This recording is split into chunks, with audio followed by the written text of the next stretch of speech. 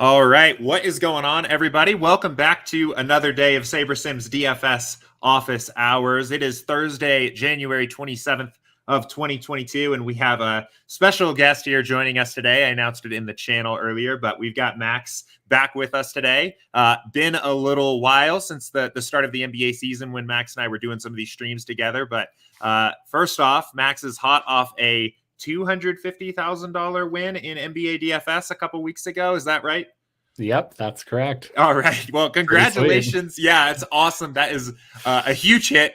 Big congratulations. I know the Office Hours community and audience here has been asking you to come back on and talk a little bit about your kind of strategy with NBA DFS in general, but also for this particular slate. Before we jump right into that, I will go ahead and just plug that Max very kindly recorded a full hour-long video explaining his NBA DFS process on a nightly basis at the start of the season.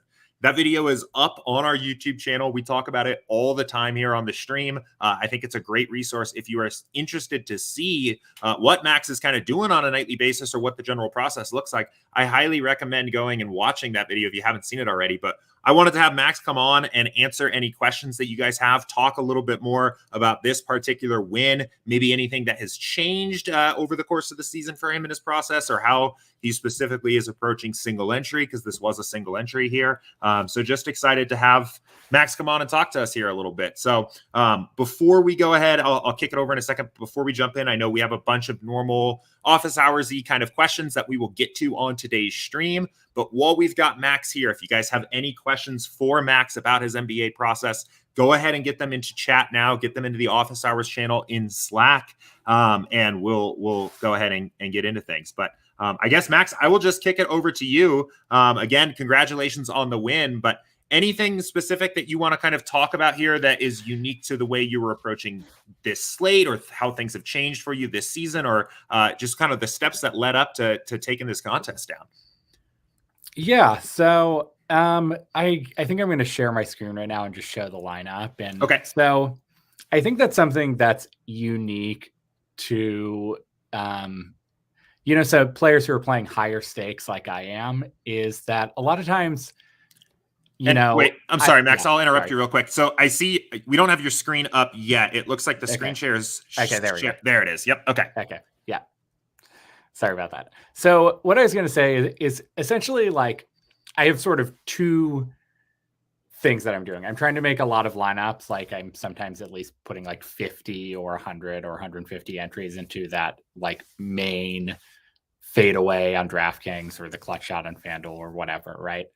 But I'm also entering a lot of single entry and entering a lot of high stakes in single entry, or doing like a high stakes tournament like the Mega 8 Special. So I only had one entry in this tournament. And when you're playing high stakes, something that's beneficial is trying to track where ownership might be going in a way that it might not be the same in high stakes or in low stakes, right? Because the low, our edge in low stakes is someone's highly projected. The lower stakes players are not going to find those players that much. They're not going to late swap. They're not going to do all the things that you need to do in order to just pick the best plays. And so when you're playing low stakes, you sort of just focus on playing the best plays. You're not worrying about ownership fade as much. But in higher stakes, some players can get really, really steamed ownership.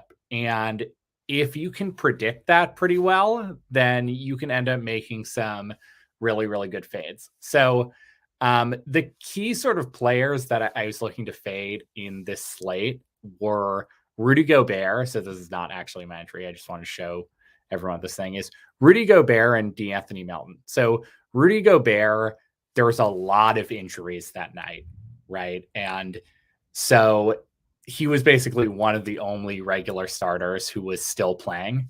And given it's Houston, who's just a notoriously bad team, I thought he was going to get a lot of ownership, and especially a lot of ownership in high stakes. So he's someone that I was kind of trying to avoid in my lineup. And I might show you later how you do that. But basically, I was using filters to basically choose my top lineup for this particular tournament.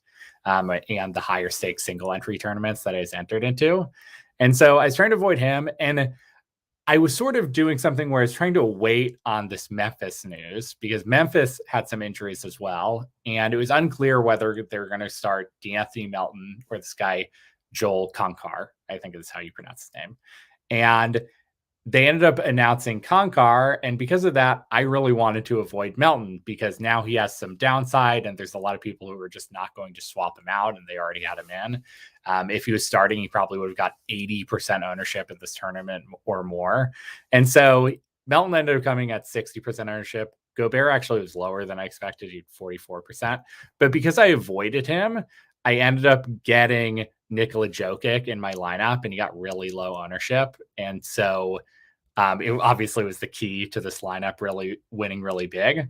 And then I avoided D'Anthony Melton, who put up nothing, and I had Gabe Vincent instead, who had a solid game. And so those two key things combined really helped this lineup win a lot. Obviously, Nikola Jokic going to overtime and having like a sick overtime really helped as well. But I just wanted to illustrate that point in terms of if you're moving up to higher stakes tournaments where you're playing $50 buy-in, $100 buy-in, multiple hundreds of dollars of buy-ins or more, focusing on that ownership and trying to figure out where these high stakes players are going to gravitate towards can be really, really helpful for, focusing on where you want to go with your lineup. So I ended up using filters in order to do that, and it ended up paying off really big. So I just wanted to talk about that, and I'll stop sharing my screen now.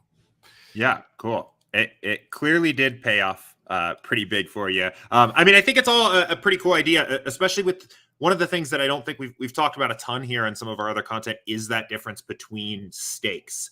And especially if you're trying to get an edge with fading ownership, in some ways you can kind of track the easiest way to do that at the higher stakes when you know that players are going to play a little more optimally. I think you said it best, right, that at those low stakes, you know that players are going to make mistakes, but you don't exactly know where they're going to make mistakes, right, which players they're going to be a little bit off on. And sometimes it's almost better to just play a little bit more optimally, but you can find those really good fades at the higher stakes because you know exactly what people are going to do. You can see where the best plays are going to go. So, yeah, I guess the other thing is, a lot of players will do something where they'll max 3 from a team, but a lot of the higher stakes players do that. And something I do as well, right? As you just say, no more than 3 players, as long as the slate's like bigger than 3 games or something like that. You say no more player, have a rule that there's no more than 3 players from the same team. And that's sort of a thing you can do as well, because usually you can have situations like maybe Brooklyn last night where there's like 5 viable value plays that are going to be really high owned. And if you can figure out which are the ones that people are going to gravitate towards, then you can get like really low ownerships on some guys where they're, pretty close to as good a value, but people are just not gravitating towards them because they're trying to max 3 from that team. Yeah. And I think there's an interesting game theory element too. You mentioned with Melton here, we had injury news on that particular night for that lineup. And we had a situation where we knew Melton was going to be highly owned. And in these game states where the situation is murky, we don't know necessarily what the rotation is going to look like perfectly or where minutes are going to go. It almost makes sense to just, take the opportunity to fade the player that is going to be chalky when you don't know a lot about the actual way the game's going to play out.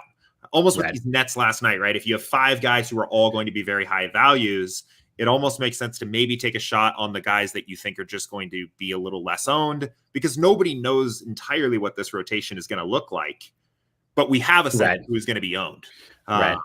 But yeah, and also, Brooklyn's a good example is people don't, once you get something that's known, like a starting lineup, I like to over adjust to it, right? Like when I was trying to look at D'Anthony Melton's projection and Joel Konkar's projection, I went under on Melton, then I went over on Konkar, because I just want to bank on people basically not switching as much as they should, right? And not taking that into consideration. Brooklyn is the same, right? James Johnson's announced a starter after Harden's out. I don't remember what James Johnson's ownership was, but I'm sure it was much too low because people, they're going to play Patty Mills. They're going to play Andre Bembry. They're going to play LaMarcus Aldridge, but James Johnson's unexpected. And now that you know he's starting, you know his minutes are pretty solid. And obviously that was a play that paid off really big last night, and someone that it makes sense to just sort of completely over adjust the adjustment with him when you get that news. Right. Gotcha. So the information both for Melton not starting and Johnson starting last night is a key piece of information to your process. Then you would say that kind of really is the difference maker of how you determined where you wanted to be on these two players. Yeah. I mean, I'm trying to avoid especially value plays on the early games as much as possible, because a lot of your edge that you can gain in some of these tournaments is just basically just when new information comes out that you can maximally use it, right? Because if you use, again, going back to last night, Jalen Suggs is probably someone that you probably got if you're building, right? But that game's really early. If James Harden's ruled out and we had that information, he probably wouldn't be in your lineups as much, because there's better plays in the future, but we're not taking that account because we don't know if Harden's out. And so usually what I do is I'll lower projections of early game players. I'll just lower their max exposure when I'm building. I'm trying to depress those players, especially the low projected players. I think with the higher projected players, it actually can be useful to actually over own them in the early games, because that will allow you to have flexibility to use as many of these punt plays as possible if that situation arises, right? So if, for example, you use someone like Giannis Antetokounmpo from the early game, suddenly when Harden's rolled out, you can fit really easily and really optimally some really low salary players. And when you swap, they're going to just be crammed into your lineups with Giannis. But if you don't use him, then what's going to happen is you might not be able to get those value plays in. So trying to leverage that as much as possible can help a lot, especially when you're trying to find as much edge as possible in these higher stakes tournaments where it's not as easy to just, build lineups, make a few adjustments and win. That's something I'm really, really focused on when I'm playing. Yeah, it's really interesting too. And I'm thinking of this as you were talking through this. There's almost a little bit more of a leverage opportunity by pumping up some of these big, higher salary guys in the early game. Because I mean, if value opens up later, say exactly as it did last night in this Nets game here, you're almost going to get more even Jokic ownership in your contest, because that's the available pay up option for the people that didn't pump up projections on some, like the guys that didn't have enough value to get to Giannis at lock are going to pivot into the Nets value and Jokic or Luka, because these are the guys that are remaining here after the news has already broken. It's an interesting idea. We were talking, there was a question yesterday about this exactly on stream here of handling larger slates where there's a lot of pending news going into lock. It doesn't make sense to depress some projection or some exposure to the early games to account for some of those later games. And I had answered this yesterday, talking more from the standpoint of maybe boosting the teams or games with uncertainty. But it's a legitimate part of your process here to go in and maybe actually depress the projections or exposure to some of these guys in the early games with intention. Right. Just the value plays though. And, gotcha. It depends, and you'll get used to, if you're experienced with NBA, you'll get used to it where, you can tell, you can just look at the value number too. Like usually people don't have a value over, 7 or 8. So if you're in that 7.5, so maybe 7 actually. Yeah. If you're in that 7 range, then it's like, okay, there's probably not going to be a situation that's going to get better than this. But sometimes it's a really tight slate where there's not a lot of injuries, and you're sort of going to end up forcing in a player who's like 20 point projected with a 3,800 salary. And that, with the information you have, that's what the builder's going to do, because that's optimal. But if something unexpected happens later, you want to have that option to get that player that benefits from that unexpected thing happening. And the sort of worse the value play, the higher the chance that value play is not going to be good anymore later in the night. Right. Yeah. Right. No, that makes sense. Yeah. But if we had James Johnson news and he was the 4:00 game, or 4:00 Pacific time, 7:00 game Eastern time, then I probably wouldn't lower him that much, because it's like, okay, who's going to be actually better than him, at once everything is said and done. Gotcha. And so, I mean, let me ask you this. So yesterday, the Harden news, I think we got lucky that we got a hint that it was heading that direction with the downgrade to questionable, like a little bit before lock, and then the actual rule out coming out, I think, just a little bit after lock. But assuming we didn't have that news at all, or that questionable news, and really this is funny because I was talking about this literally on stream yesterday here. If we had no real hint that news was pending to break, or potential news could break heading into these later games, would you still, depress some of the value options in the early games on a slate where there wasn't a lot of value, just to take a shot that something might open up? You would? In the last 2 years, yes. Okay. 4 years ago, I wasn't doing this. And I get the sense that eventually, things are going to calm down a bit. And even later this season, there's just not going to be as many reasons to late swap. And so I think right now you got to be really aggressive with it still, because there's still COVID protocol things, and things just happen really unexpectedly. But it's also just the modern NBA. It's like, teams rest people randomly, and it just happens quite a bit. And it's not going to always pay off. Like sometimes, I go through this a lot where I just like miss the best play of the night because he was in the early game, and I just sort of depressed his ownership or excluded him altogether. And you're just going to have to deal with that some nights, because I think in the end it's worth it when things happen. But if there's no one questionable in the later game, or the slate is set up where the majority of the games are happening like pretty early, I might not focus on it as much. Gotcha. Yeah, and I think it's interesting too, because I mean, if it's a slate that at lock doesn't have a lot of value already, you're kind of just making a hedge and giving yourself an opportunity to play with a little bit of more of an edge if an edge opens up. But if it's a slate where there's not a lot of value anyway, your edge on that slate's probably going to be a little bit lower anyway, not a huge deal.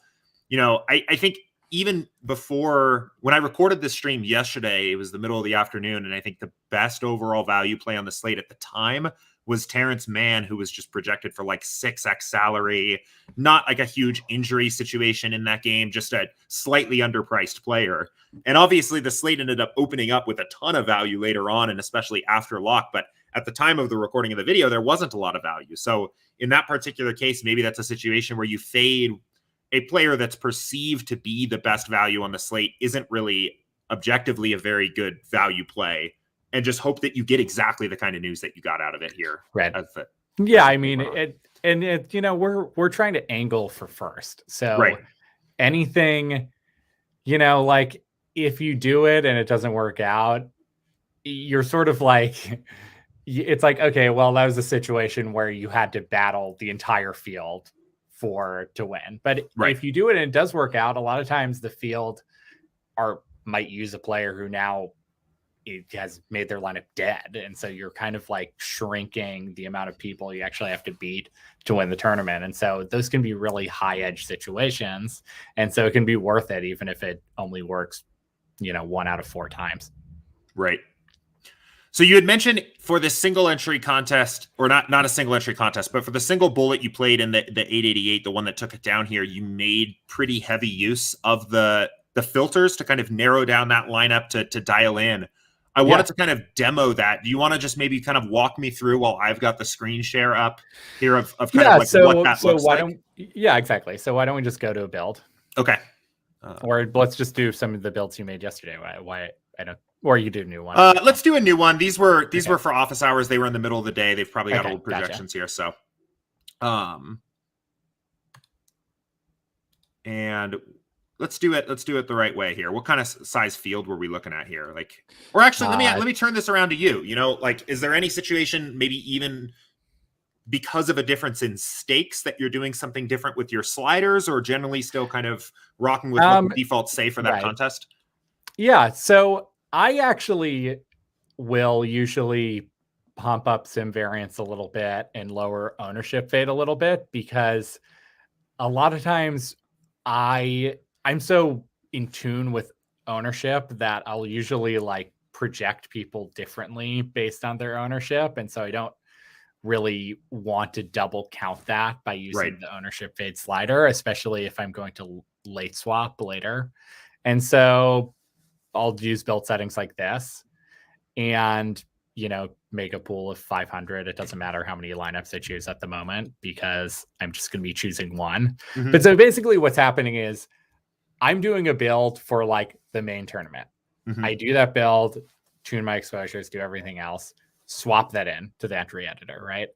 Then I go back and I do another build like this. And now I'm going to work on just choosing one lineup, right? So I might just alter some projections here in order to do that. And, so for last night, right, is I'm trying to prepare for the slate, right? So I might say, okay, what Brooklyn players do I want to have in as sort of placeholders to do that, right? So I might say, okay, and we now know the projections are now updated, right? So but James Johnson here was probably like 15. So I actually, when I did this last night, I actually didn't do it with James Johnson. I was like, okay, I want Mills, I want Bembry, and I think that was it or something. I just made sure that I had at least two in case that happened, right? So what I do is I just put the plus filter for Mills, and I do the plus filter for Bembry as well, right? Got it. And then I would also say, okay, this is something I did. I said, I want to have Trae Young, right? Because I wanted to have a high salary player in the early game. Mm-hmm. Okay. And so then I just changed my lineups to 1 or 0. And then I actually just straight up looked through my pool of lineups for looking at these lineups and saying, okay, what do I like here, right? Like what lineups out of these top 10 or so lineups have players from the late game, maybe have someone that I had my eye on, and really actually get sort of choosy with it, right? Is sort of like use my judgment and basically trying to get what Saber is not quantifying for me, right? Is does it have a lot of players from the late game? Is this someone that particularly in high stakes I think might be underused? So, right, we're seeing Terrence Mann a lot, right? So I might have said, okay, just let's do a minus magnifying glass on Terrence Mann and make sure that we don't have him, and sort of just do the process that way, because Mantre until I have a lineup where I'm like, okay, this has everyone that I wanted. It's still within the top 100 so of lineups. And this one actually has 4 Brooklyn players. So I'm like, okay, that's great actually, right? I don't want 4 Brooklyn players, but at least, I have 4 ones that I can use as placeholders. And then when I rebuild, I can say max 3 and I'll get the best lineup there, right? And so it makes it, I'm going to actually do something like that instead of just using my top lineup, because that's going to allow me to really get what I want and everything that I want to take into consideration, which can be helpful. And in the same way, when I'm managing, 100 lineups, I'm just going to do this a different way, right? I'm just going to try to boost my Mills ownership. I'm going to try to boost my min exposure to Bembry. I'm going to lower my exposure to Mann and raise my exposure to Young, and just do it more on a macro level. But when I'm trying to manage one entry, I'm doing it on a micro level. I'll choose one. So I might choose this rank 90 lineup. And then I'm just going to go to the entry editor and just fill that into just my only just one-off lineups, basically. Right. Yeah. Cool. Yeah. And I think I one of the things I love about this strategy is that it gives you that feeling of hand building a little bit. You've got your guys that you kind of want to incorporate, and you're allowing SaberSim to kind of come in behind that and, backfill the other lineups or backfill the other players in the lineups. We had our 3 guys we knew we wanted in this lineup, the one value play maybe that we wanted to fade, and then the other, 5 players or so that come in. We see that, SaberSim says, yes, there's 2 lineups in your pool here that kind of fit what you're asking for. and here's what they look like. And we can kind of. I think you accidentally trashed the 90 rank. Oh, did I really? You might have. Yeah, I think you did. Oh, okay. That's what happened. I'm like, why is that not there anywhere? There we go. Yeah, there you go. Yeah. Cool. So I think this is a great strategy, especially if you're playing a little bit more of those like single entry kinds of contests or want a little bit more hands-on control over one particular lineup, maybe because it's a higher stakes lineup or something like that going into your pool. So I was going to ask just overall, from kind of a contest selection standpoint, not so much should we just tell everybody to run off and throw a ton of entries into the 888 every time it runs, but more from what your overall contest selection approach looks like. How big of a on the spectrum from playing more single entry to more multi-entry stuff, where are you kind of finding yourself lying on that this year? Have you found that there's maybe a little bit of a bigger edge in the single entry contest where you can afford to spend this kind of time really dialing in on every individual player going into the lineup, or you focusing still more on the multi-entry stuff, even despite this like huge win, or what are you thinking there?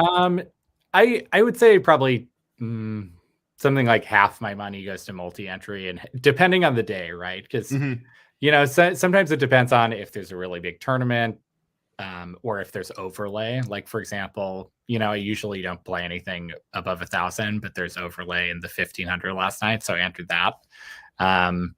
So sometimes that's going to push it up a little bit. But so I'm mostly actually focusing my time on multi-entry, but the process to picking my single entry lineup is going to be sort of the same. It's just using it on a micro level instead of a macro changing exposures level.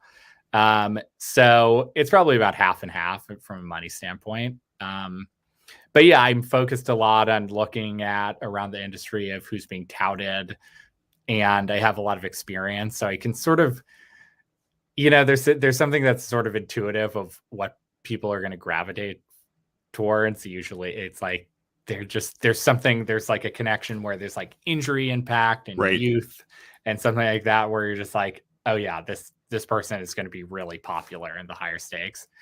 So having that sense and just trying to, really handcraft a lineup from the pool that SaberSim is giving me to really have the best lineup there.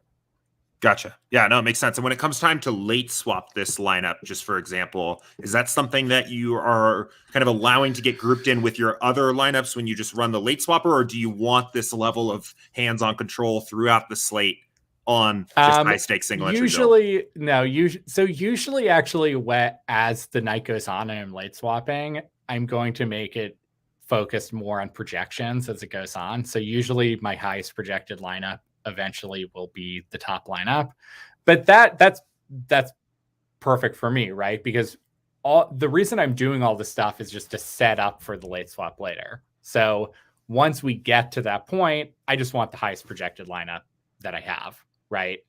There's going to be some exceptions, like in this situation, I was trying to avoid Rudy Gobert, and so in this situation, I think if I remember correctly, when I late swapped, I sort of lowered him a little bit in order to ensure that.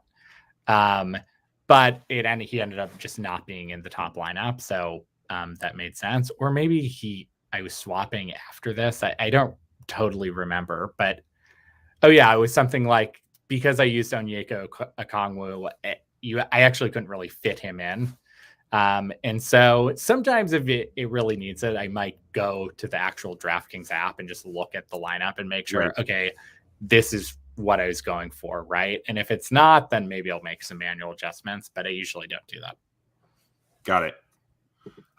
Cool. We have a question here in chat, and I'll say this is a good opportunity. If anybody else has any questions, now that we've had a chance to talk with Max here for a bit, good time to get them in now. But Craig had a question here. He said, did you also enter that same lineup into any other single entry contests, or are you entering uniques into all of your single entry and 3 max builds? I entered it into single entries. Gotcha. So I'm really trying to it's risky, right? Mm-hmm. So I come from a poker background. I'm okay with taking a lot of risk. I'm okay with those basically being nothings, right?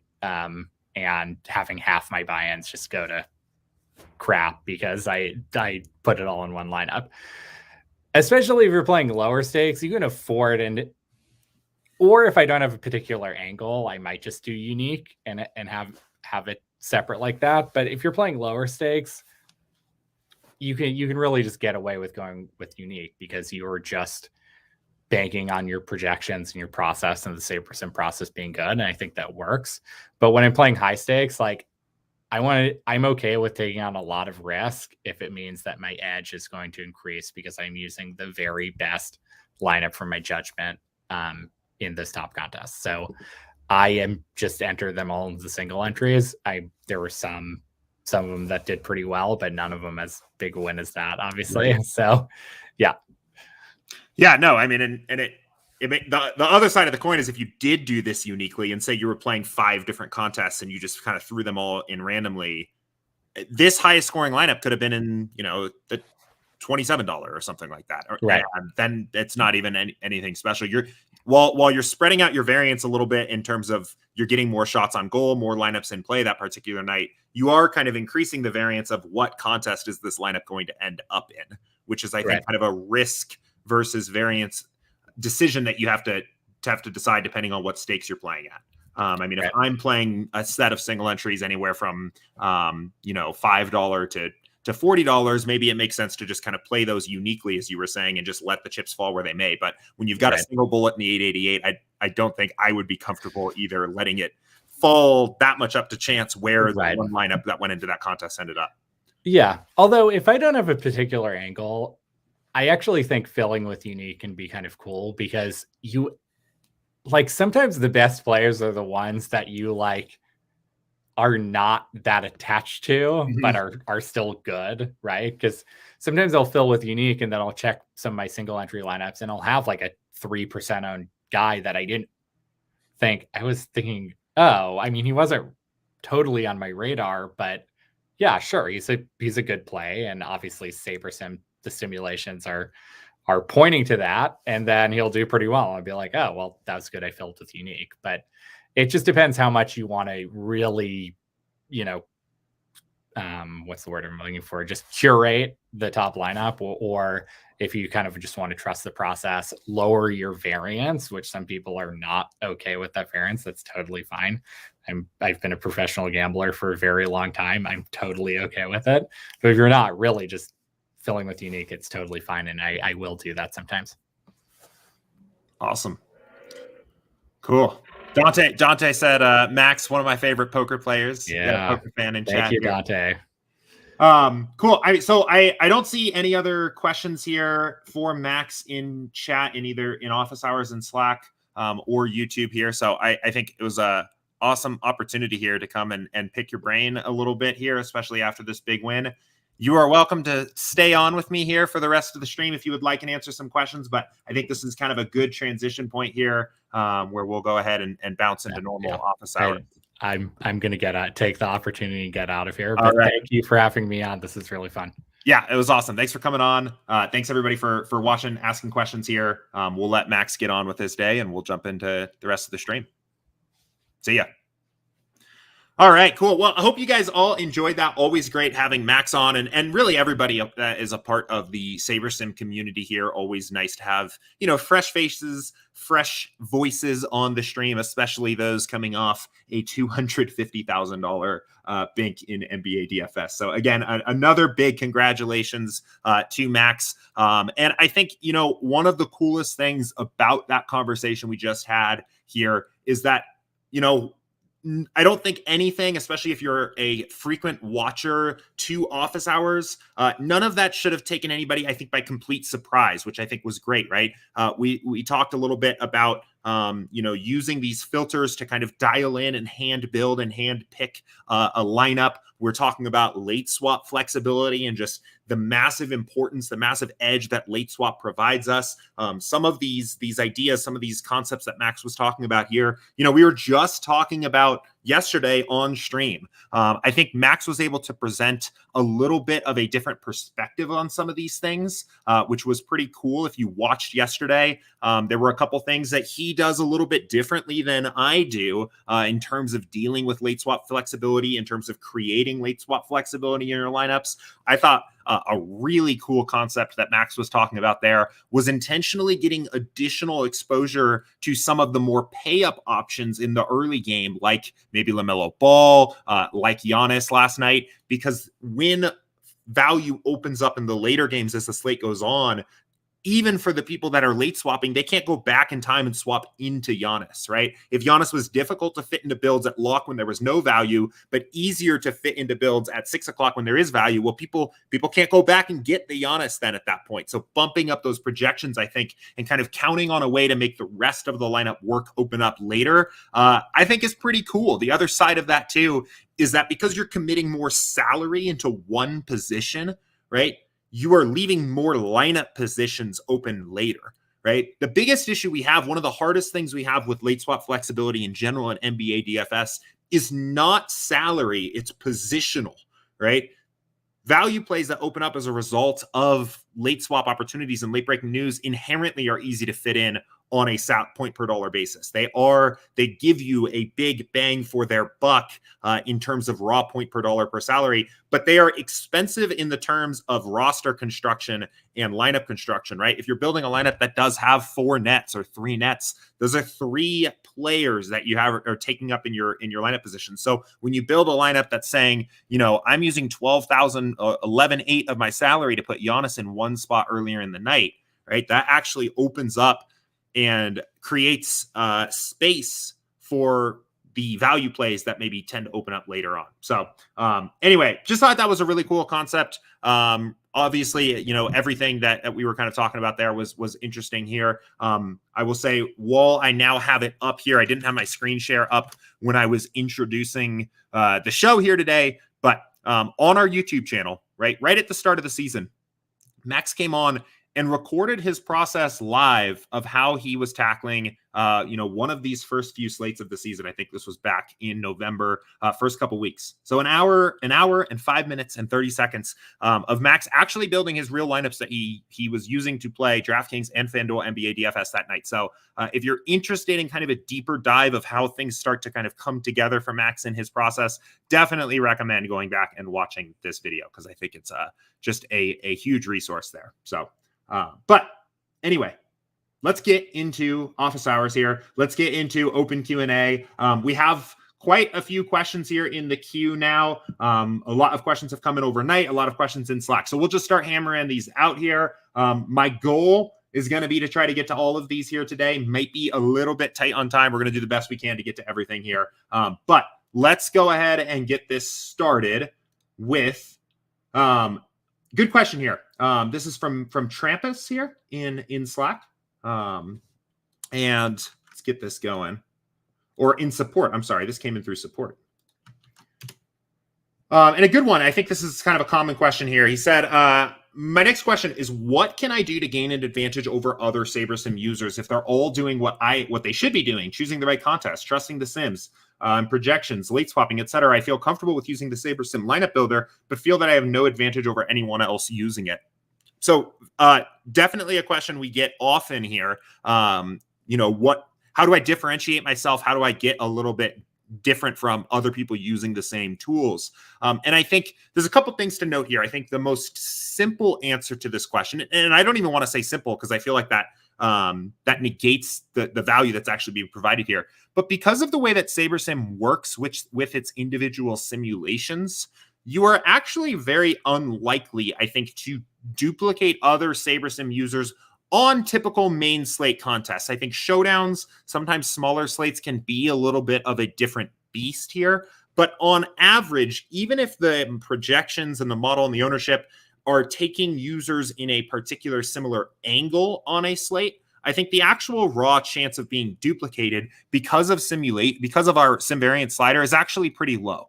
And it is scaled to be appropriate for the contest that you are playing in, right? I think honestly, the way I always end up thinking about this question is that yes, the SaberSim community is great, it's big, it's growing, but it is a fraction of the actual people that you are out there competing against in your contests. And the need to differentiate directly against SaberSim users is far outweighed by the broader need overall to differentiate against the field, which is accomplished with things like the sim variance and the ownership fade slider, right? It's not as if any of even our projections are going to be, enormously different, especially on a sport like a lower variance sport like NBA, from what other sharps are going to be doing. You are differentiating yourself not just from other SaberSim users, but the entire field, because of the fact that we are leveraged against ownership, and you are randomly bucketing game simulations in a way that is not only just unique from other SaberSim users, but unique from other builds that you can even just run. And as this sim variance slider gets higher, that impact is amplified.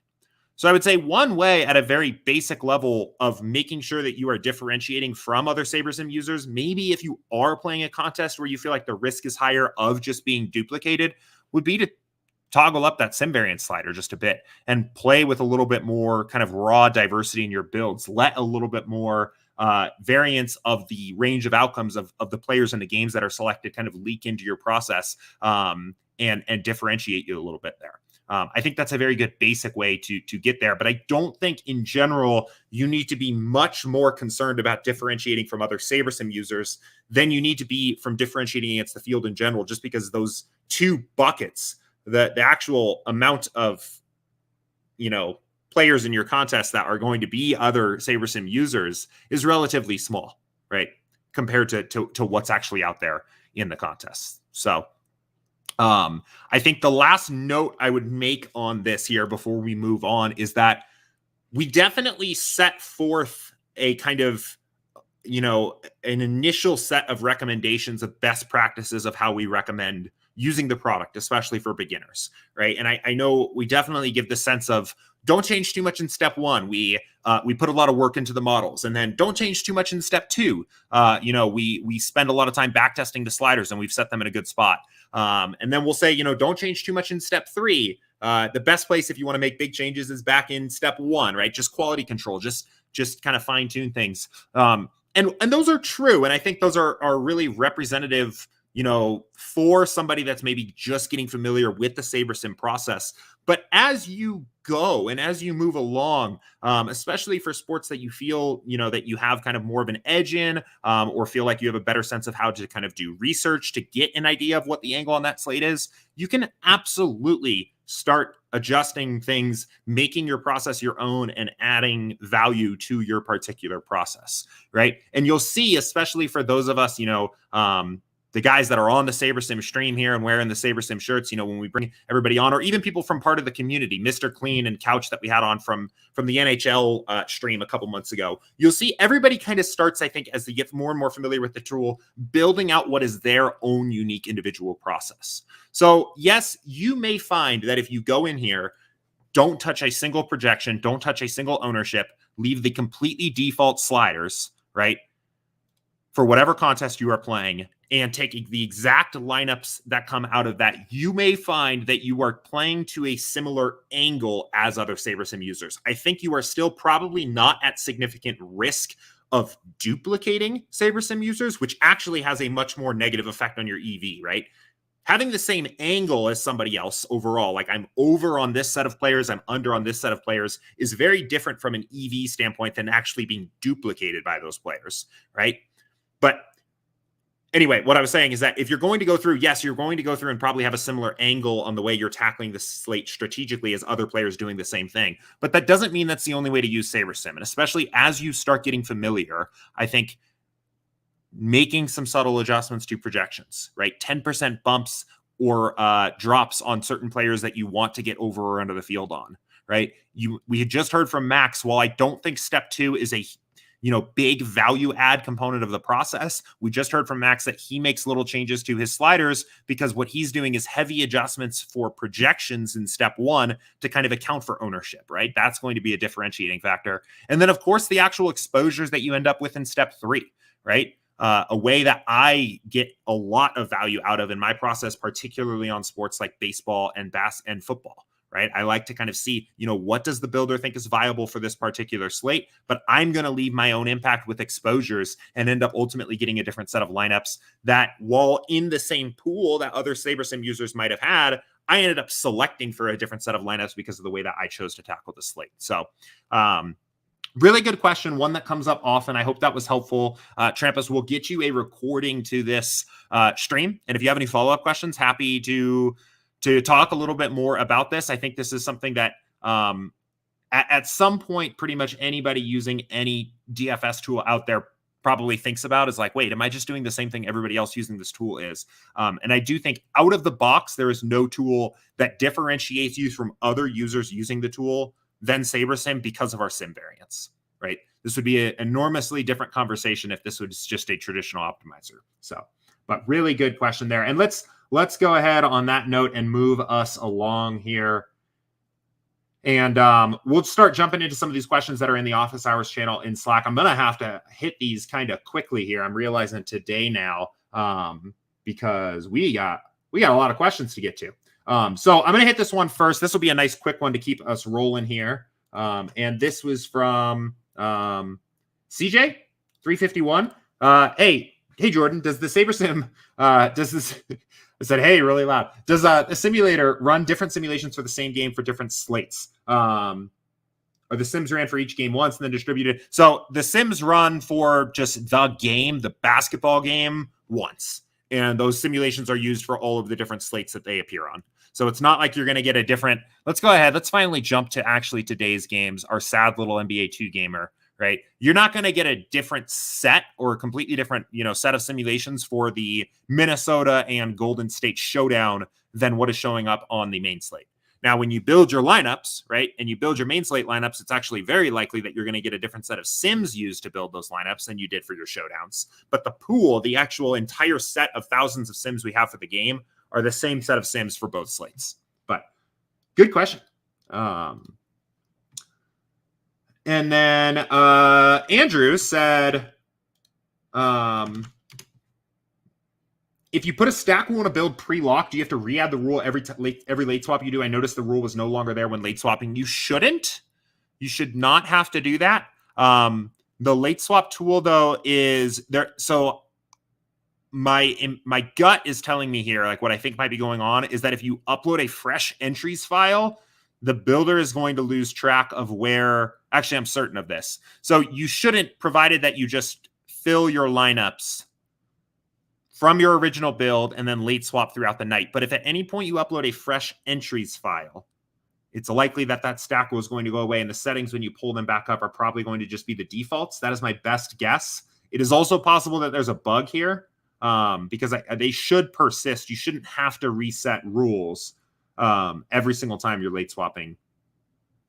That would not be the way we want it. So if it comes up again, let me know. If you're maybe uploading a fresh entries file, if you're running into issues still, you can always click the settings, report a problem, tell us what you're seeing, and it'll send us kind of a recording of the session and we can figure out what's going on there. But this sounds to me like either there's kind of a workflow here that is causing the stack rules to reset, like uploading a new entries file or something like that, or maybe potentially a bug. So.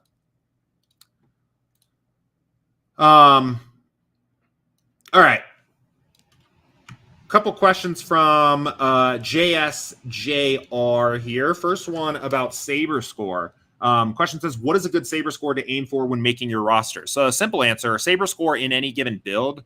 And let's build some lineups for our little 2 gamer here tonight. SaberScore is standardized to 100 for any build you make. So the number one lineup in your build is always going to be 100. So short answer, what's a good SaberScore to shoot for? Well, it's 100, right? In reality, the SaberScore is really just a way of comparing lineups against one another in your given pool.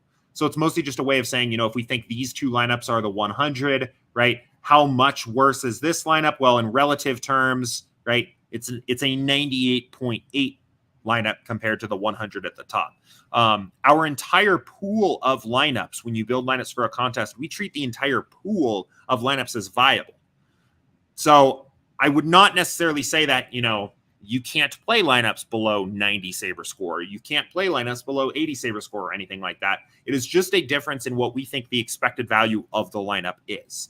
And it's just one metric for doing that, right?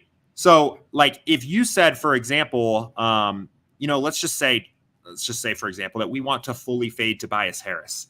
Now that is, of course, going to drop the average SaberScore of the lineup that we are playing in the contest, which theoretically is going to drop the expected value of the lineups in your contest. But if you can outweigh that theoretical drop of your average SaberScore with a, maybe you're making a stand on Tobias Harris for some other reason, for ownership or something like that, right?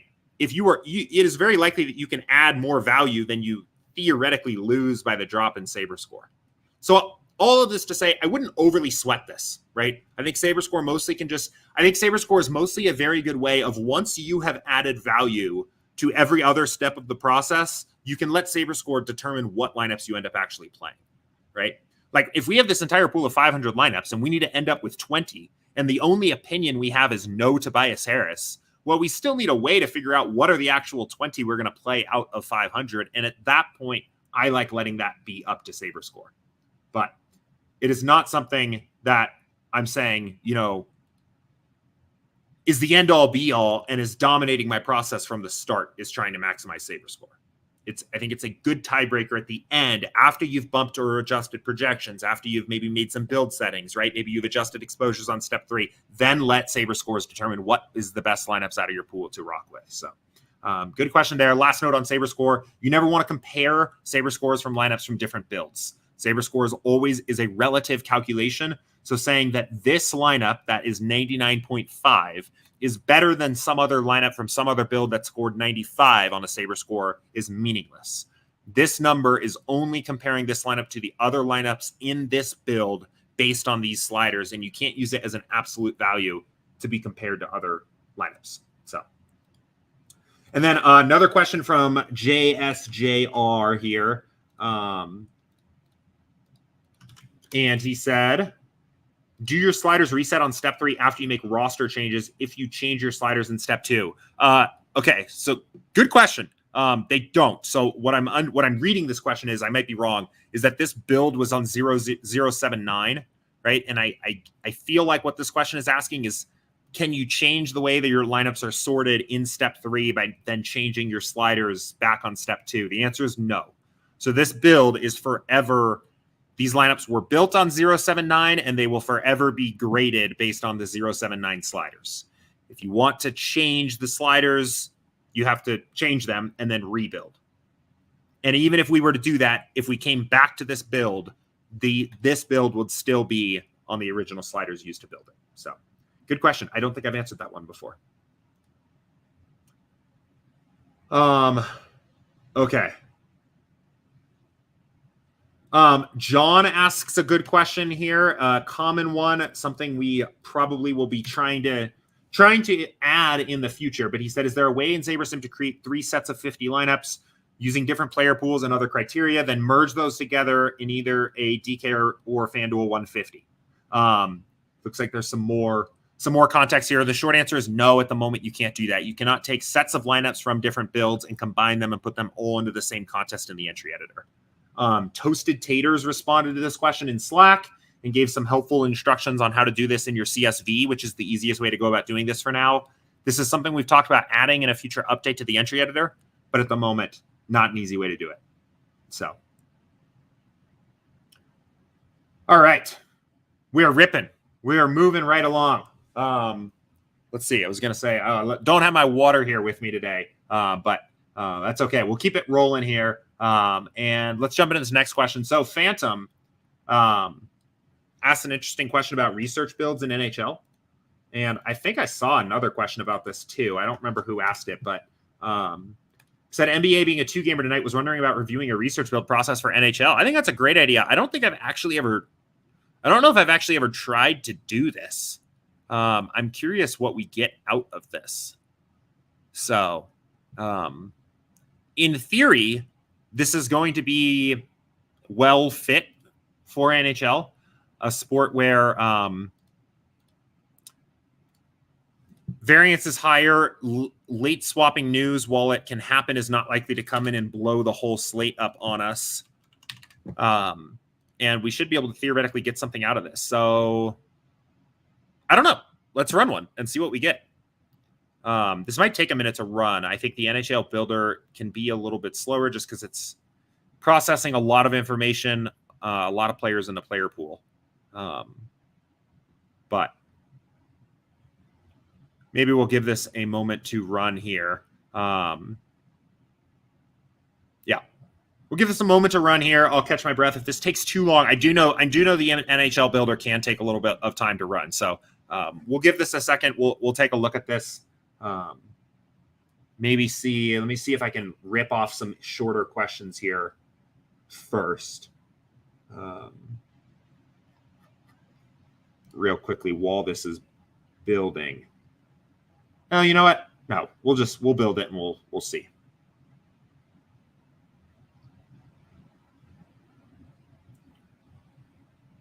But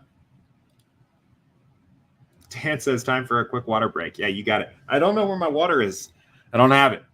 It's not here with me today.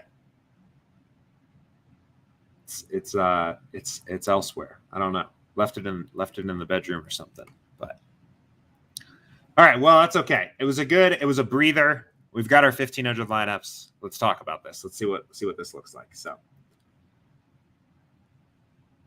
So I do think, and well, let me not get ahead of myself. I have an expectation that we might kind of see something here. But let's give this just a second here. I think it's taking a second for the build to load. Okay. Cool. Sometimes these big builds, just be patient with me here. Sometimes these big builds, we have 1500 lineups. It's loading everything all at once. Sometimes it just takes a second to kind of like get going here. Okay. So 2 adjustments to projections. We should see our lineups here pop up in a second. Okay, cool. We're in business. Okay. So let's look at this. So I don't know if I'm going to have any spectacular revelations here on this particular process, other than the fact that I think this can work pretty well. I think this is a good strategy. I think this is just as good of a strategy here as it is on other sports. And I think because of the high variance nature of hockey DFS, because of the fact that our research is likely to stay relevant, even if there's some minor late swap news, I think it's a great idea. And I think if I was playing NHL more regularly, and I probably would if it didn't directly kind of coincide with NBA, and I don't know if I have the patience for both sports at the same time, but I would probably do this similar to how I do it for baseball almost every single night. I think this is a great strategy. So if you're looking for, fades, right? And we can do this, I think, on a per player level. So in this case, we ran the build. We're doing this per player, right? You can still kind of see where like the fades come on a stack level, right? So like we've got 2, line 1 Edmonton guys here, 2 power play 1 guys or 2 power play 1 line guys for Tampa Bay. Right, you can kind of see the line fades starting to open up. I think this is also interesting from a goalie standpoint, at least kind of figuring out, maybe where are the chalky goalies going to be, where are the potential fade opportunities. I don't know if you're going to get as much out of this on a nightly basis from a positive leverage standpoint. You might, but I think this is probably going to be most useful for looking at the fades. The one thing that I think, especially if you're more experienced with the NHL DFS scene, where you can add a lot of value here, would be spending a little bit of time looking at the ownership projections, right? And sometimes you can do this. Sometimes you can run a research build, right? Use it as a tool to figure out where the ownership might be wrong, and then adjust ownership and then rerun your research build, right? I don't have an intuitive sense for where ownership's going to go on tonight's NHL slate or most NHL slates, right? But this would be a good question, right? If this was leading you to believe that from an ownership standpoint, the best fades on the slate tonight were Edmonton and Tampa Bay, I think you should first check that against, do I actually think that those are going to be the chalkiest stacks, right? And if they are, and I think that kind of tracks, at least for me, that sounds about right, even with my limited NHL knowledge, then you can go from there, right? But if you go here and look at your biggest fades based on the research build, right, that's basically what it's going to tell you. And it's telling you these are the best fades, on the premises that these are also the highest owned players. So I'd start there and make sure you agree with that assumption. And then go from there. I think it can be a good spot to maybe make adjustments to ownership if you want. So, but yeah, I think it's a great approach. I think it's a good sport for it. So,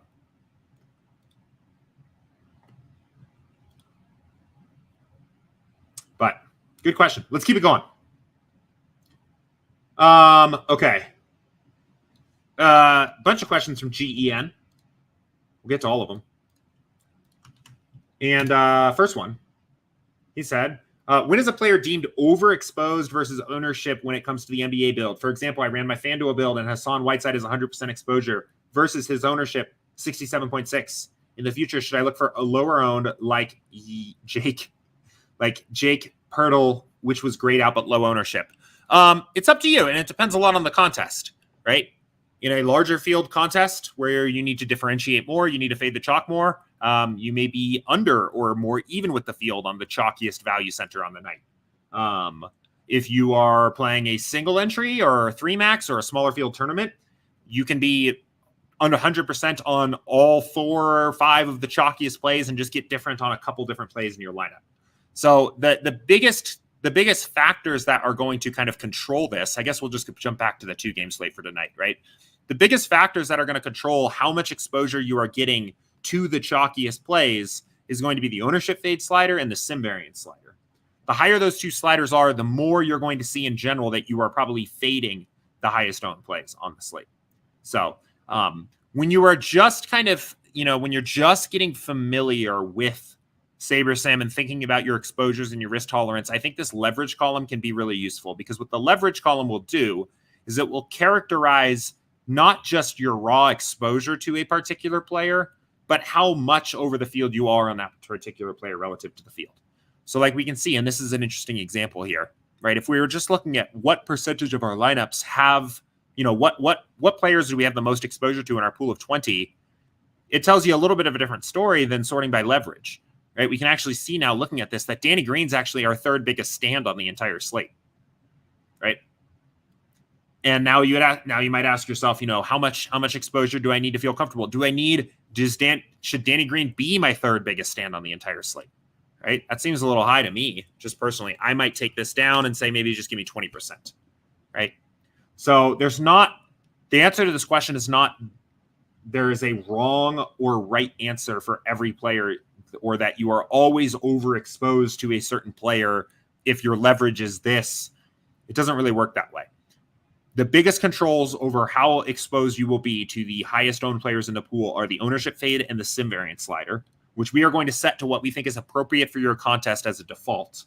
But from there, it's ultimately a question of your own risk tolerance and your particular angle you want to play on the slate, how much exposure you get to a player. So, but good question here. Question from Reed here. Another one about research builds. And he said, a 0-0-10 run is a percentage of optimal, correct, ranked by exposure. And for hockey, does it make sense? Oh, here, cool. NHL. Does it make sense to run that or base optimal players on a high correlation run? As an example, Evan Bouchard goes from 20% optimal in 0-0-10, but 75% on a high correlation run. Okay, really good question here. So yes, I think you've got the gist of it. That a 0-0-10 run is essentially going to simulate a slate out 1,500 times and give you the percent chance any given player has of showing up in the optimal, right?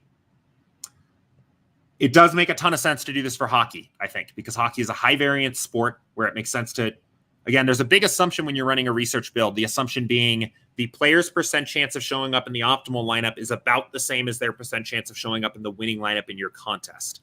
And the higher sim variance is by default for your contest you're playing for that particular sport, the better the results of the research build are going to be, right? So that's one reason. It's also better because while there's late news in hockey, you don't get slate breaking news that completely turns the slate on its head and throws everything out the window not 30, that's a little over the top, but 5 times, 6 times a night like you do in NBA. So it's a good sport to do it with. With that said, you can run research builds with correlation sliders, but at that point, if you're going to do that, I think the only way I would use it is a way to study the stacks rather than the individual player exposures. Because if you study player exposures and you run a build with a high correlation value, you are artificially, exactly the way you just described it, you are artificially going to bump up player exposures because they are correlated to other players that do well, right? So we could see, this is a good example. So the player that shows up most often in optimal lineups at the moment in a research build here is Ryan Nugent-Hopkins, right? Who is correlated to other players on Edmonton. If we ran this research build with a correlation slider on, what's going to happen is we are artificially going to boost up other Edmonton skaters higher than what their actual chance of being optimal is, right? Now, that is a good thing if you want to come in here and study stacks, right? Another way of doing this is actually just set the stacking rule before you run the research build. But if you want to study individual players, which has always been my approach, I prefer to study individual players on the research build and let the stacks kind of follow from that. But if you want to study stacks, I think it makes sense to set a little bit of correlation or a stacking rule in your research build. So ultimately kind of up to you, but just be careful that the player exposures lose their value if you introduce the correlation in there. So GEN said, to add on to my question, how do I ensure my exposures are correct versus ownership for competitive edge or advantage? This is kind of like a little bit of a can of worms here, right? Like this is a lot of the kind of overall strategy, at least as it relates to ownership in DFS, right? What's the good shock? What's the bad shock? How much should you be over or under the field on particular players? I'll say a couple things on this. The first is that SaberSim is already doing a little bit of this for you, right? That's what the ownership fade slider is. It is taking that player's range of outcomes that they had in a particular set of sims, comparing it to their ownership projection, and making a determination if it's going to use that player in each individual lineup. So in some ways, this is done automatically for you. The second kind of follow-up to that is that I would say each individual player is going to ultimately come to their own sense of what players does it make sense to fade or roster based on your own potential research, right?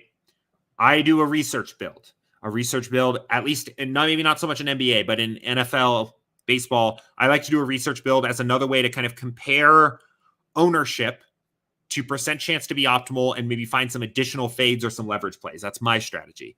We just heard from Max, who before, has his approach of adjusting projections and maybe intentionally bumping projections on players that he kind of has an intuitive sense might be over or under owned based on the field. So every player is going to ultimately, there are slates where I don't do anything at all and I just let ownership fade guide me and let my exposures kind of fall where they may. So in terms of, how do I do this? I think it kind of depends. It depends on the individual player. I think the research builds is a great, especially for NFL and baseball and other high variance sports. I think it's a great introduction to thinking about optimal exposure versus ownership, right? I think that's the way I've always kind of looked at it. There are plenty of other different ways out there to kind of answer this question for yourself, but this is not the kind of question that I'm going to be able to come on the stream and say, this is the right way to do this, because this is like this is a lot of like strategic kind of weight of what your DFS strategy looks like. So, yeah. I'm going to move us on. I realize that may not be like the most satisfying answer to this question, but it's a kind of a difficult question to answer because there are a lot of different ways to do this. So, and then GEN said, to clarify, the reason I asked my exposure question is because the day after the contest, I go back and run the build. Okay, I'm going to move on to this next question because I think these are kind of related. This is also from GEN here. And this says, how often do you remove players based off the 95th percentile? I think this can be kind of interesting. I've talked about this a lot in my previous videos that are up on YouTube. I use the 95th percentile a little bit less than I used to.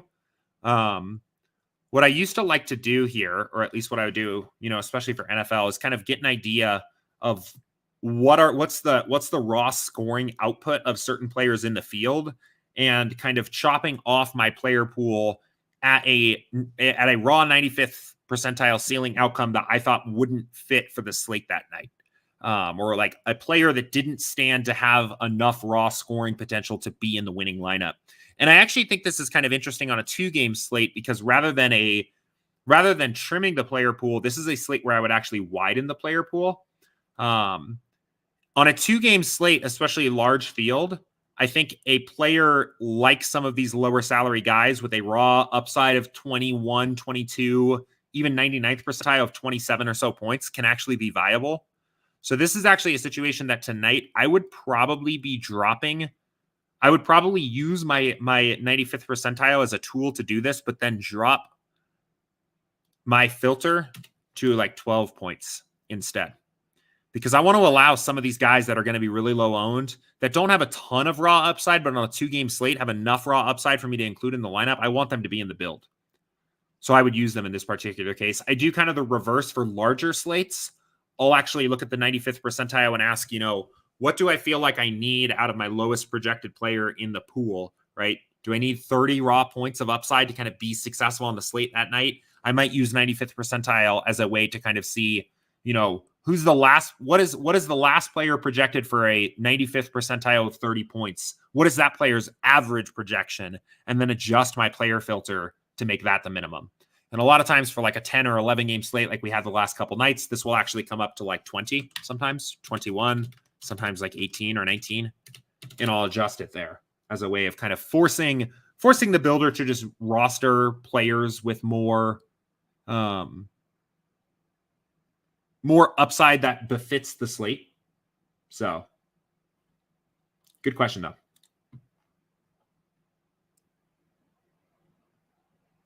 And then another question from GEN here. This is the last question that's in Slack, and then we'll jump to the YouTube questions. And this question says, why is it the day afterwards I get lineups that would have scored better versus the day of when building lineups? And this is without taking any players from the pool. Especially, so actually like yesterday's slate, this is a perfect case study of it. It is because when you are going back here and rebuilding lineups for yesterday's slate now, you have the benefit of you have information here to run this build that you didn't have when you were actually running your lineups last night. So like, for example, the Harden news did not break until after lock. So the ability for you to swap your lineups optimally with the information you have now, you didn't have that last night because players were already entered in the lineups from the early games and things like that. So especially on nights where there is significant late swap news, right? You are almost always going to find that if you go back the next day and just rebuild lineups, all of those lineups that you just rebuild have higher projections than whatever you ended up playing with at the end of the night, because you had to deal with information as it was coming in real time the night before. But with hindsight, you have the ability to say, like, at 5:00 that as if you almost knew that this news was going to break in Denver, Brooklyn. So when we talk about creating late swap flexibility, and Max was talking about his strategies of depressing projections in the early games and bumping projections in the late games, right? That is essentially strategically designed to capitalize on this. The fact that news may break throughout the slate, that makes it easier to build lineups, or easier to build more profitable lineups. So you should build in a way that gives you maximized flexibility to accomplish that. So, all right, cool. Ruben said, for showdowns, I know you recommend playing no more than 2% of your bankroll. Would you recommend this cap for a small 2-game slate as well? I definitely think it makes a lot of sense to scale back on a 2-game slate like tonight. Honestly, nothing wrong with taking a slate off every once in a while either. I find on these 2 or 3 game slates, these are the ones that I'm maybe a little bit more likely to scale back or skip. I'm not playing tonight's slate. I am going to play this showdown. I'm not playing tonight's slate mostly because I have a scheduling conflict, but I am going to play the showdown. Anyway, I do think on the higher variance outcomes, right? 2-game slates, showdowns, smaller slates, things like that, it makes sense to scale back a little bit, right? The range of outcomes of each individual lineup are going to be far wider. The edge is probably a little bit smaller. So I think it makes sense to scale back. But Kent said, tried out late swap for the first time yesterday. Worked out nicely. A few questions, though. If I removed people from my pool manually throughout the day, when I'm finalizing my pool, do they get re-added when news breaks if their projections rise, or do I have to go back in manually and do it? It depends a little bit on how you do it.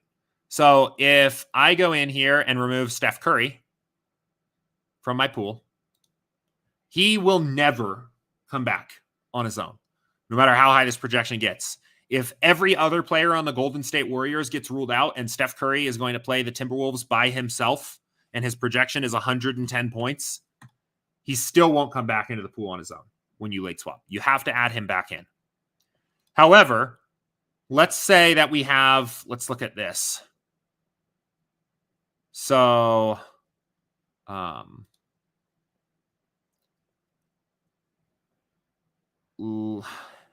me think about the right way to do this. Let's do it like this. So if you have players that are eliminated from your pool because of a filter, right? So in this case, I have a filter set that is saying, don't include anybody in my pool that is under 12 points projected. If later in the slate we get news that, or later in the day that Juan Toscano-Anderson is starting, for example, and let's say his projection bumps up to 14 points, you can actually kind of see him. He now joins the pool because his projection is higher than the filter. So if you have manually removed a player from the pool, they are never going to come back in. But if a player is just not in your pool because of a filter you have set, if the information, if the reason that that player is getting filtered out changes, then they will join your pool. So, good question. Steven says, should I change my uniques? If you want to, you are welcome to. The uniques tool is a way of creating diversity, forcing diversity into your lineups when comparing them to one another. It says if you change this to 2, for example, that each lineup, when comparing any 2 lineups in your pool to one another, they must have at least 2 players different. So it is a raw kind of brute force way of forcing diversity into your lineups. It does not increase your ROI or your expected value, at least in theory. All it is going to do is probably smooth out your variance and give you a wider range of outcomes for your lineups that night. So I don't touch this too often because I think the sim variance slider gives me enough natural variance into my builds. But if you want your lineups to look a certain degree different from one another when comparing them, I think that can be a good way to do it.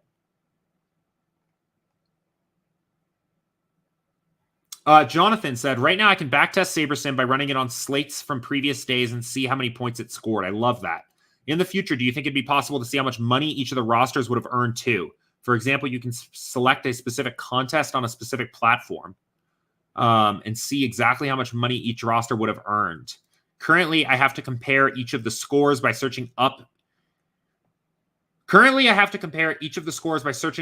of the individual contests and seeing where I would have placed. A very tedious process for backtesting. So we haven't talked about this feature directly. We have talked about adding a bankroll management tracker, similar, like something that would be competitive to Roto Tracker, which would involve taking your historical contest data. I think here's the challenge: is we have to get the contest data somehow in the app somehow. One option is potentially like integrating directly with the sites and pulling all the contest data down. I think another option is just basically having the user, upload your own contest historical data, which means you would only be able to look at how a lineup would have scored or how much money it would have won for contests that you actually played. But I think that might be the easiest way of doing it. I think this is interesting as a way to say, yeah, I think it's interesting. You could go back to yesterday's slate and rebuild lineups and say, this lineup would have won this many dollars in this contest that you actually did play. Yeah, I think it's an interesting idea. I would say I'll say this. We have some other, I say this a lot. I know I say this a lot. We have other things that we are working on with like a little bit higher priority at the moment. We are working on kind of a simple groups functionality, which has been commonly requested. We want to make some updates to the entry editor and the late swap tool. Those are much bigger priorities at the moment, but I think this is an interesting idea, something that we can add on or at least talk about when we get to the point of maybe building out that bankroll tracker. So, but I see the value. I think it's a cool idea. Clay asked an interesting question. How can we hand build using a research build? Yeah, good question. So, I think one of the interesting ways of doing that, and also if you want to play around with research builds, tonight's probably an interesting slate to do it on, mostly because it's a high variance slate. There's only one late swap opportunity. And even if it is impactful, even if there's big news that breaks in this late game, you only have to readjust once. So let's experiment with a research build for NBA tonight. See what we get, because it's fun. And we'll talk about how to use it for hand builders. In the meantime, a couple comments. Ron said playing in multiple NBA slates outside the main on the night has been profitable. Thanks. Yeah, great. I've been loving it too. Gives you kind of a wider sweat too. If the main slate is an L, sometimes that night slate goes a little better, or you'll have like one random showdown that's just like going crazy. So yeah, I like it. Toasted Tater said, Steph Curry, 110 points. Jordan isn't Jokic. No, if it was Jokic, it'd be like 200 points. If I wanted the hyperbolic, the over-exaggerated point projection increase for Jokic, I'd have to put it at like 200. And actually, probably Jokic maybe is a little bit more prepared to take an entire other NBA team on his own than Steph is. But maybe that's Steph slander. I don't know. Anyway, let's get into this here. Okay, so research build. I guess I didn't even really have to run the build, but here's what I would do. So when you're building for a single entry or you're hand building, right? Your need to get different from the field is lower, right? We can just see that looking at the sliders, right? So if you're playing large field, right? You're playing the flagship contest, you need to get pretty different. You need to make an aggressive ownership fade stand. You need to play with high variance. But if you're playing single entry, you're hand building for just a couple lineups, this comes down. So you should think about this when you're thinking about your research build for a single entry contest too, right? We don't need to come up with every single stand on the slate. We can just come up with a couple. And what I would probably end up doing is just looking what are the biggest stands that are showing up here and maybe get exposure to a couple of these guys and fade a couple.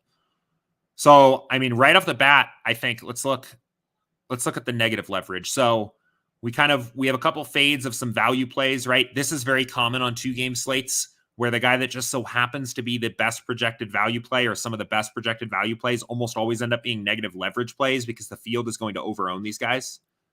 So maybe we say, maybe our stands, you can kind of piece together a little bit of a story. Maybe we take a stand on some of these other value plays and play a guy like Drummond, who's probably unlikely to be owned that much, but seems to be like one of SaberSim's maybe more favorite value plays, right? So we kind of like the Drummond play. Maybe we go for our pay up option on Steph Curry instead of other chalkier plays that looks like LeBron or Towns or Embiid are all going to be a little chalkier. So maybe that's actually our edge. Maybe we're going to do something like play Curry, right? Instead of Embiid, because we think he's going to be a little less chalky. We leverage directly off of Embiid by playing Andre Drummond, right? Who pops here a little bit on the leverage column. And maybe we fade Clay and Jaden McDaniels, right? We're just taking the best plays that are popping on the research build right off the top. So now let's go in and let's hand build our lineup, right? So we're not actually going to hand build anything. We're going to kind of do similar to the max approach. And we're going to build another build and use our filters and find a lineup that accomplishes what we wanted it to do.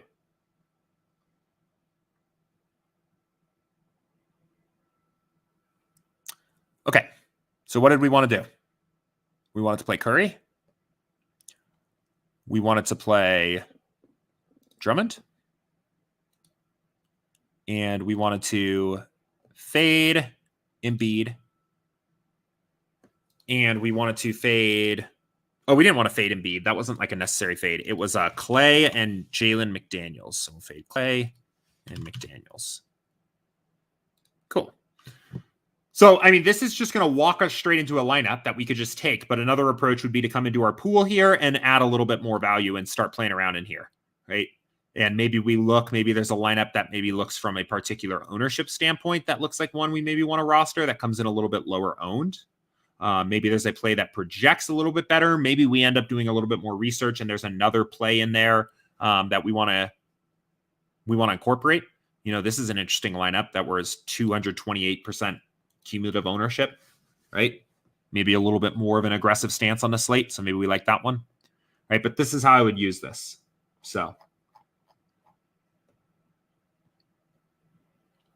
but good question. Bryson says, how does changing team scores affect projections or sims? Good question. Let's talk about it.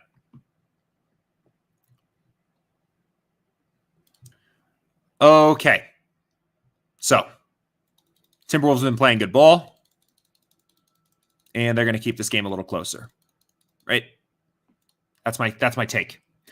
What does this do when we do this to the projections and the simulations, right? What we do here, and it's a very specific thing that happens here. So what we are going to do is we are going to look at the simulations we have for this game. And in this case, trim off some of the floor outcomes for the Timberwolves in this game to adjust it to the point where we're going to adjust the simulations to the mean, where the mean value of the outcome of this game is 116 to 117.1. And then we are going to adjust the projections for each player's playing in the whole game to whatever they are in the mean outcomes for this new updated team total, right? So when the average outcome for the Timberwolves is 116 instead of whatever it was before, Steph Curry, who doesn't even play for the Wolves, his new mean projection is actually 46.92 in that set of sims, right? Guys on the Wolves are probably going to get a bigger bump, right? But it affects all the players playing in the game. Now, when we actually go in and build the lineups, we don't use a smaller set of game simulations to build the lineups, right? We still use the entire set of game simulations, but now each player's projection in each individual sim that could get pulled out has been bumped by the difference of their new custom projection and their old SaberSim projection. So it's kind of like, basically, the way this works, another way of thinking about this, is you tell us the way that you think the game is going to go, and we tell you what the right custom projections are to use for the players when that game outcome takes place, right? So I'll explain it in one other way, because I do think this is a little bit tricky to understand, and I think it's kind of important to understand if you do this a lot, right? We don't limit the simulations when you're bumping game totals or team totals or whatever. But we use the simulations as a tool to figure out what's the new average outcome for a player when a more specific outcome occurs in the game, right? And you can see this, like, what this means is that, you know, if we bumped this to like an extreme outcome, right? Let's bump this to like a really extreme outcome. Oops.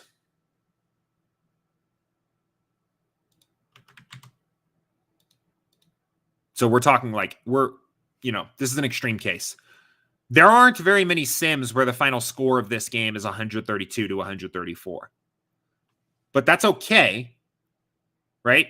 Because what actually happens here is we just ask the sims, what do the average projections for the players playing in this game look like when this outcome is the average outcome?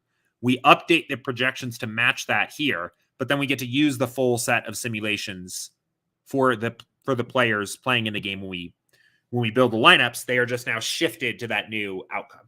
So I want to explain this in the way I want it to be extremely detailed in the way that I explain this, because it's very cool the way it works.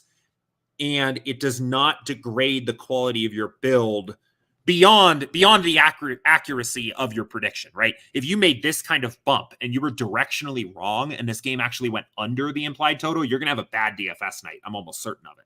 So it's subject to the quality of your predictions themselves, but the process wise, there's not like a weakness to this or anything like that. So Bryson said, sweet, felt like a dumb question, but I realize I've never done anything with it and could be a good way to indirectly set game exposure. No, it's not a dumb way. I think it can be a really sound strategy. I was just talking with Ruben earlier this morning, and he said that, one of the big ways that he gets an edge on NBA slates is kind of figuring out maybe where are people underestimating or overestimating the pace that a team is going to play at, or the potential total that game could have. And I think it can be a good way to adjust. So John's right. I'm here to help. No questions are dumb. You are right. Okay. Let's see. Josh says, I don't understand why these teams are so bad at news and don't care. It makes it easier for the 150 optimizer people and not good for the hand builders.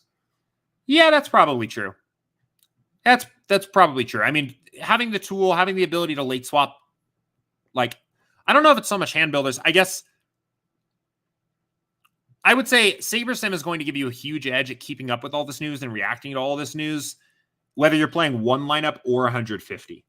But yes, no, I think if you are a true hand builder type player, it's probably difficult to keep up with all this and know how to handle all the news breaking all the time. But just another reason to transition from being a hand builder to a SaberSim lineup hand picker, right? It's like my favorite thing I've been talking about recently. But first name Paris said, I've been doing 150 max and less than 50K entries for settings on GPP for the main slates. Am I doing it right? Yeah, the defaults, right? As long as this is the actual contest that you're playing, right? Match up these to the contest that you're actually playing. If you're playing a 20 max, set it to 20 max. If your contest has 5,000 people in it, set it to 5,000. But it should take you in the right place. So, also, can you run it by again how I need to late swap? I don't have entries reserved. Actually, I do for the showdown. So we'll do a very quick demo here. So first thing is you need to get your entry file in, right? Hopefully you're using the entry editor to get your lineups in. This is going to be a little bit silly because I'm showing you how to late swap a showdown. And you can't late swap a showdown, but I'm not playing the main slate here tonight. So we'll have to do it this way. So you'll get your lineups in.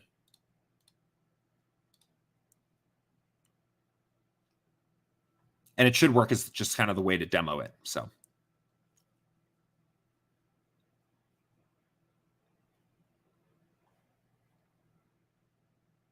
Okay. So we have lineups. We'll save them. Entry editor. This is all before lock, right? This is all pre-lock. This is me getting my lineups in for lock. Fill. Rank, for me in this case. And download, and we're good. So now these go on their way to DraftKings. They go into the contest. We're good. So now it's after lock. News breaks. James Harden has a tummy ache, right? He's not playing. What do? We'll come back here. Always good practice. Update projections. Make sure everything's updated, right? You may have some exposure information over here. You'll have updated projections. If you want to make any changes, right? Make some changes here, whatever that looks like for you. But then when it comes time to do it, swap button, late swap, get another opportunity to review your settings, right? Do you want to change your settings? Are you happy with where your settings are? Most of the time, I'm happy with where my settings are. Then late swap.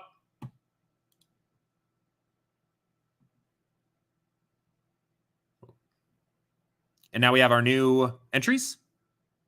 We're all good.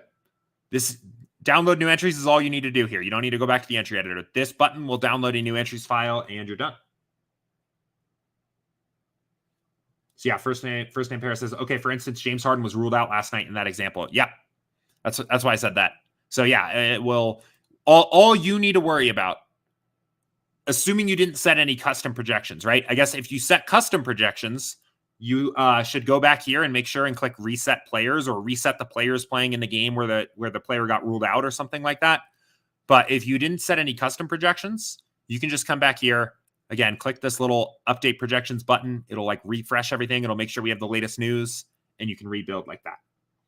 So had you done that last night, maybe you did. But if you did that, you would correctly have gotten all of the new nice and shiny Brooklyn Nets value in your lineups. So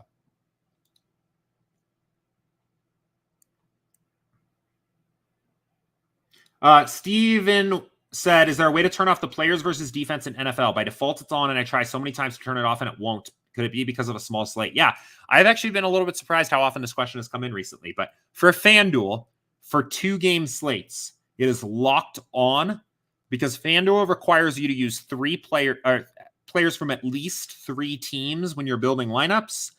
And it puts a lot of pressure on the builder to find lineups that don't allow for that rule for 2-game slates. So this is only 2-game slates, right? You can turn it off at 3 games or more. I think for NFL, you might as well just leave it on for these 2-game slates, right? Like the optimal in a 2-gamer has just as good of a shot at having a player versus an opposing defense as virtually like any other combination of other lineup constructions out there, right? There's only 4 defenses. The other players in your lineup for FanDuel is going to be 8 other players in your lineup. Like the odds that one player is in the optimal or the winning lineup is playing against that same defense is high enough that I wouldn't want to eliminate these lineups anyway. That's not to say you can't. If you want to, I would just do it in step 3, right? Go in and identify lineups that don't have a player versus the opposing defense and maybe kind of cherry pick some of them out. But it's not going to be that many lineups that are left because there's not a lot of lineup constructions that you can do. I mean, just looking at like the lineup that you actually end up building here, right? Like there's just not a lot of players in the pool that would allow you to do this. So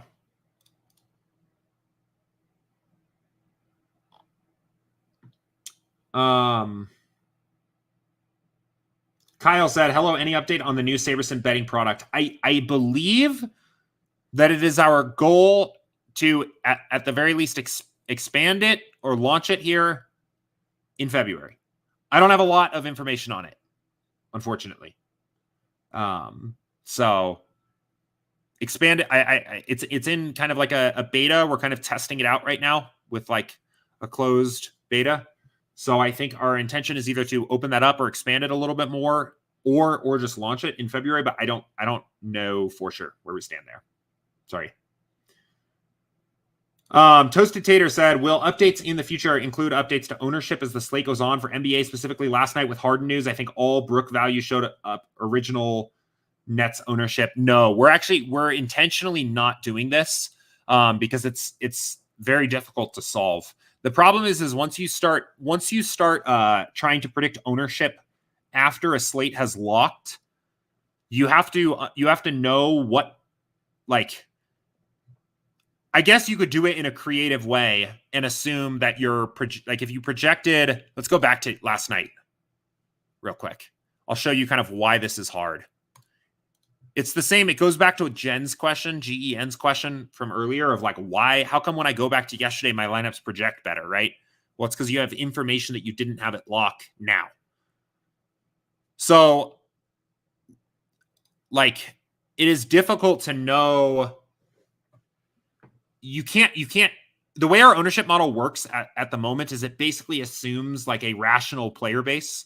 It basically says like, what does a rational group of players do with this set of inputs, right? And it projects ownership pretty well. There's limitations to that particular quality as well. But when you're late swapping, you have all these new really complicated assumptions. First of all, you don't know what the original lineups were. So you don't know what lineups have the flexibility to swap at all.